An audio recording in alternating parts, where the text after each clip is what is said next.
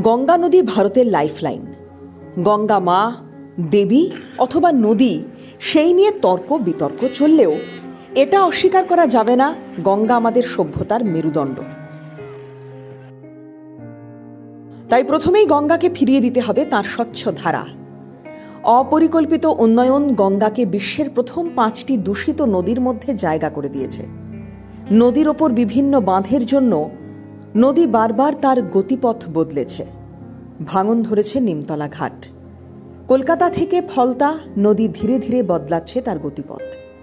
গঙ্গা এবং তার শাখা নদীগুলিকে ঘিরে গড়ে উঠেছিল মহানগরের গুরুত্বপূর্ণ নির্মাণ।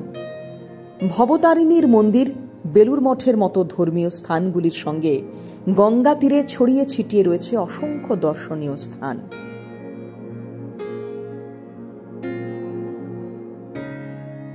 কলকাতা এবং তার সংলগ্ন জায়গাগুলির গঙ্গা ঘাটগুলিকে এক সূত্রে বেঁধে একটি প্যাকেজ ট্যুরের বিষয়ে ভাবনা চিন্তা শুরু হয়েছে। এমন প্যাকেজ ট্যুর বারাণসীতে তৈরি হয়েছে অনেক আগেই।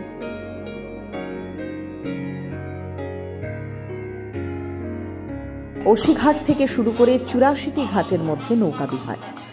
নৌকা থেকে গঙ্গা আরতি দর্শন পর্যটকদের কাছে এখন অত্যন্ত জনপ্রিয়।